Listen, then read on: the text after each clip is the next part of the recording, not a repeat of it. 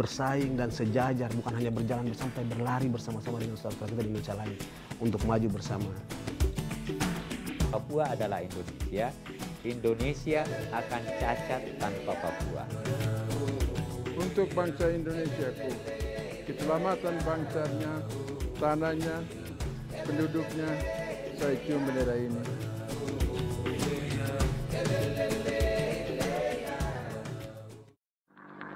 Proklamasi kami, bangsa Indonesia, dengan ini menyatakan kemerdekaan Indonesia.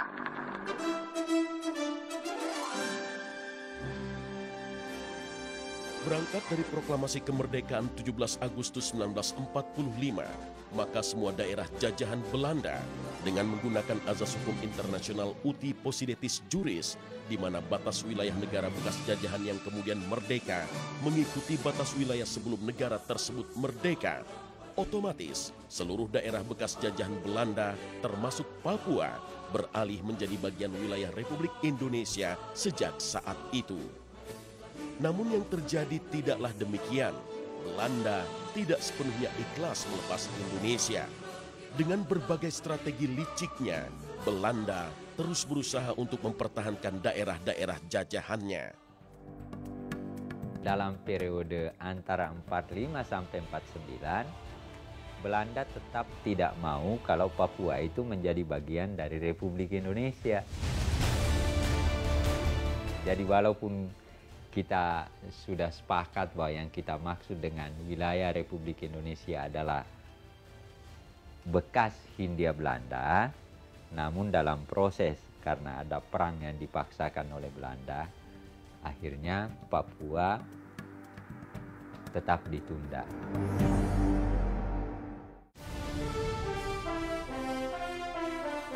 Klaus Jue dan Nicholas Simon Mesat merupakan putra asli Papua yang pada saat itu digunakan oleh kerajaan Belanda untuk membantu mewujudkan propaganda Belanda dengan membentuk negara Papua. Bahkan Nicholas Jue lah yang menciptakan bendera bintang kejora. Dalam tempo 1 tahun itu Belanda dirikan satu undang-undang dasar sementara untuk Papua yang mereka namakan Bewindsregeling Nederlands-Guinea. Kami anak-anak muda waktu itu semangat untuk mendirikan satu negara Papua. Karena mereka waktu itu disuntik oleh Belanda bahwa satu waktu Papua akan merdeka. Darun Ningrat mulai bersidang. Dalam sidang itu harus orang Papua sendiri tentukan masa depannya. Rakyat Papua harus pilih bendera nasionalnya, undang-undang dasarnya, nama daerahnya, program politik selanjutnya dari orang Papua. Serahkan itu kepada kerajaan Belanda, supaya kerajaan Belanda putuskan kemerdekaan Papua Barat.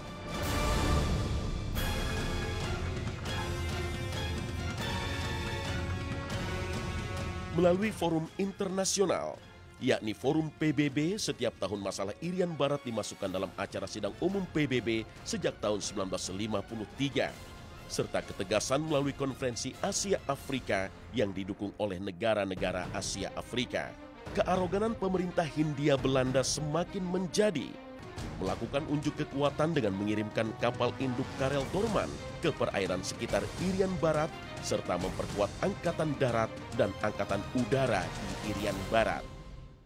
Oleh karena masih ada salah satu wilayah daripada Republik Indonesia diduduki oleh pihak asing.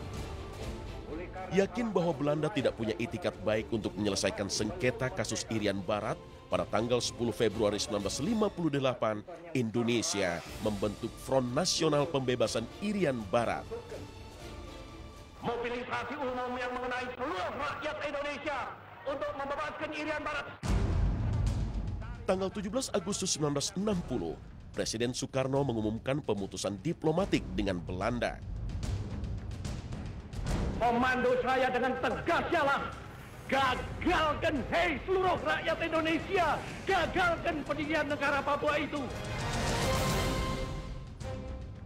Tanggal 19 Desember 1961, Presiden mengumumkan Trikora di Yogyakarta yang berisi gagalkan pembuatan negara boneka buatan Belanda, kibarkan sangsaka merah putih di Irian Barat tanah air Indonesia, dan bersiap untuk mobilisasi umum mempertahankan kemerdekaan dan kesatuan tanah air dan bangsa.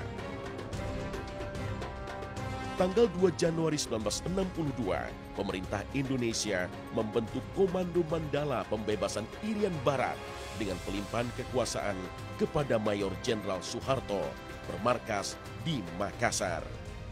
Komando Mandala ini adalah pasukan militer, kekuatan militer, kekuatan tentara yang akan digunakan untuk merebut Irian Barat. Tanggal 1 Mei jam 12.30, pemerintahan di Irian Barat mutlak akan jatuh di tangan.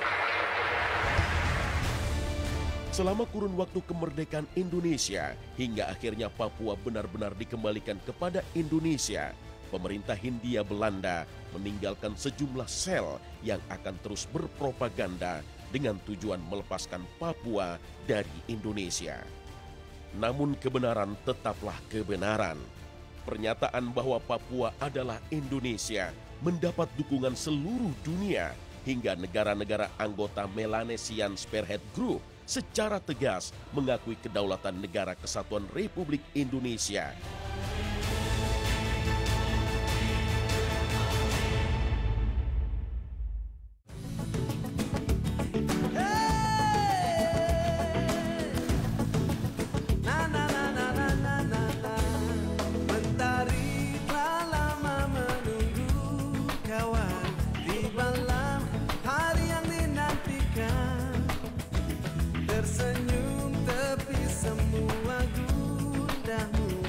Papua yang saat ini terbagi atas dua provinsi yaitu Papua dan Papua Barat terus-menerus membangun untuk memberikan yang terbaik bagi bumi dan masyarakat di Papua dan Papua Barat. Semangat untuk maju inilah yang mendorong pemerintah Indonesia memberlakukan Otsus atau otonomi khusus untuk memberikan kesempatan seluas-luasnya putra-putri Papua membangun daerah mereka. Otsus terbukti telah mempercepat pembangunan infrastruktur, meningkatkan pelayanan pendidikan, pelayanan kesehatan, dan pemberdayaan ekonomi rakyat.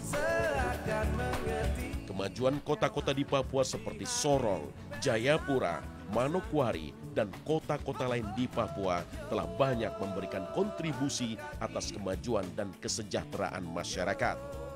Jika masih ada penilaian bahwa Papua masih ketinggalan, belum maju, belum berubah, ungkapan tersebut tidak lagi sesuai dengan fakta-fakta kemajuan yang ada di Papua saat ini. Kamar Adat Pengusaha Papua itu dia lahir karena otonomi khusus untuk mengakomodir semua orang Papua yang merasa dirinya adalah pengusaha. Jadi kita namakan bahwa KAP adalah Kadinnya Papua. Ada yang bergerak di jasa konstruksi, ada yang bergerak di ekonomi berbasis kerakyatan.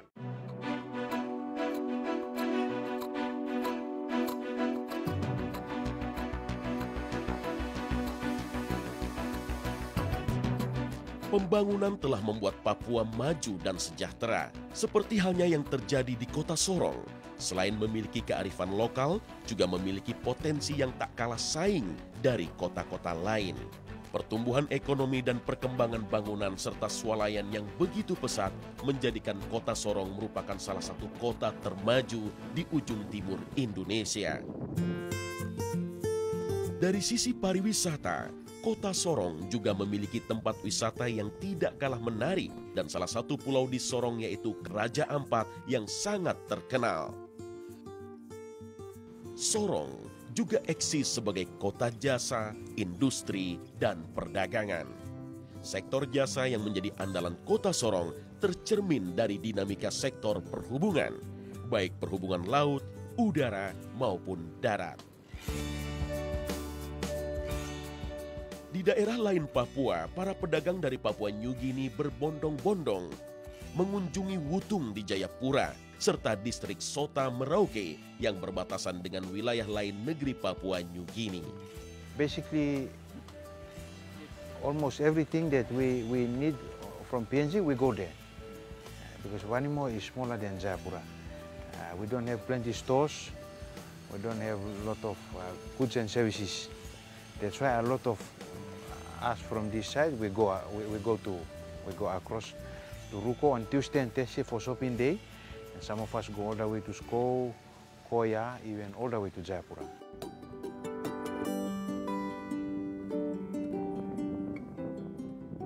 Sarana dan prasarana terus dibangun guna menciptakan Papua yang semakin maju dari hari ke hari.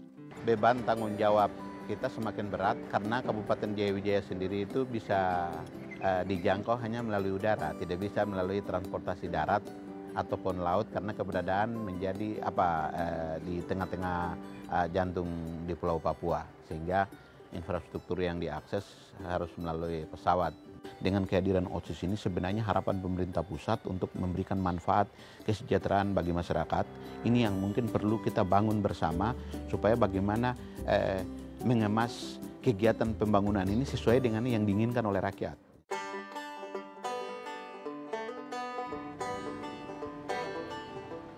Dengan bantuan dana OTSUS, pemerintah daerah semakin giat membangun jalan darat untuk memberikan akses distribusi bagi barang dan perdagangan. Kabupaten Jayawijaya contohnya. Kabupaten Jayawijaya yang merupakan salah satu kabupaten di Papua dengan ibu kota Wamena dengan luas daerah 52.916 km persegi yang meliputi 28 kecamatan dan jumlah penduduk lebih dari 432.000 jiwa, di mana sebagian warganya hidup di lereng-lereng perbukitan yang sulit dijangkau. Jadi jalan yang sementara kita berdiri dan di atas jalan ini yang dilalui dengan kendaraan yang mengangkut material ini jalannya menuju dari distrik Pelebaga menuju ke distrik Hubikosi. Jalan ini panjangnya kurang lebih 1.970 meter, di mana jalan ini merupakan jalan kawasan strategis cepat tumbuh. Saat ini, pemerintah Kabupaten Jayawijaya giat membangun akses untuk menghubungkan masing-masing daerah agar distribusi dapat berjalan. Kita akan berusaha keras, kita membangun kabupaten ini supaya kabupaten ini ke depan lebih baik, seperti halnya dengan moto Kabupaten Jayawijaya itu Yogota Kebuluk moto yang artinya hari esok harus lebih baik dari hari ini. Hasil pembangunan kini bisa dirasakan oleh masyarakat Kabupaten Jayawijaya. Pembangunan sarana dan prasarana yang dilakukan oleh pemerintah telah membuat hubungan antar daerah di Kabupaten Jayawijaya semakin mudah dijangkau. Unit Percepatan Pembangunan Papua dan Papua Barat atau UP4B menargetkan pengerjaan 14 ruas pembangunan jalan yang menghubungkan dua provinsi ini dapat segera diselesaikan.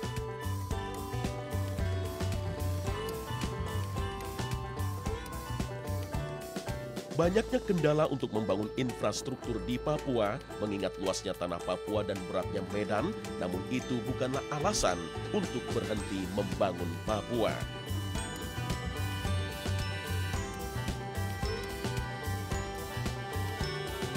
Seluruh rakyat Indonesia seharusnya bangga melihat Papua saat ini. Papua maju pesat, kesejahteraan masyarakat pun semakin membaik.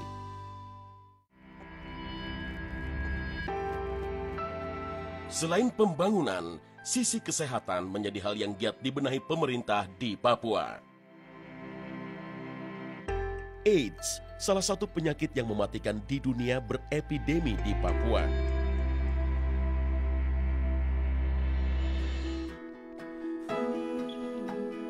AIDS oleh pemerintah dengan dukungan berbagai pihak yang sangat peduli akan kemajuan Papua mendapat perhatian yang khusus. Mengingat penyebaran AIDS yang tertinggi terjadi di kota-kota di Papua dan Papua Barat.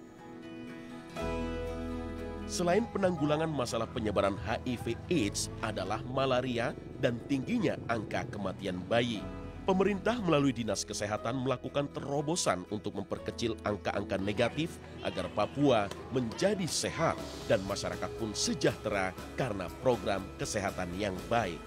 Program yang sekarang kita sedang jalan dengan namanya program Quick Wins, program tercepat tapi dapat terukur, adalah pelaksanaan Kartu Papua Sehat. Kartu Papua Sehat ini kartu yang dimiliki orang Papua sebagai bukti jaminan oleh pemerintah daerah semua tingkatan pelayanan di Papua.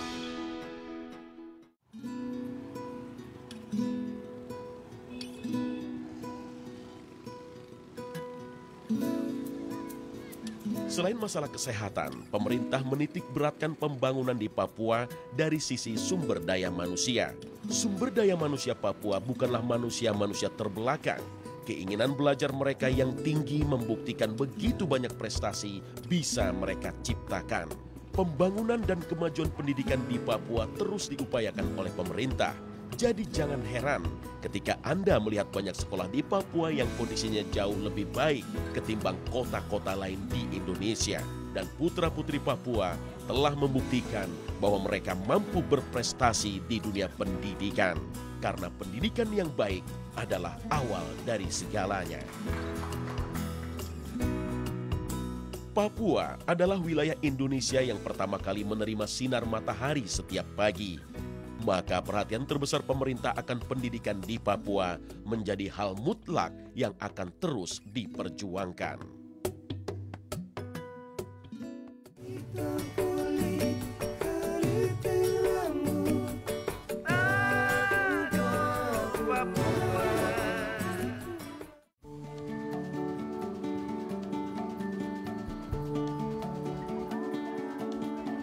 Putra-putri Papua terus berjuang untuk memberi yang terbaik bagi kemajuan Papua. Di bawah pimpinan Abraham Octavianus Atururi, kota-kota di Papua Barat seperti Manokwari dan Sorong tumbuh menjadi kota yang tertata, maju, dan sejahtera. Saya melihat sendiri apa yang hari dicapai dengan 20 tahun yang lalu hampir di seluruh tanah Papua. Jadi bukan hanya saya sebagai bupati saja, tapi juga sebagai wakil gubernur seluruh Papua. Kemudian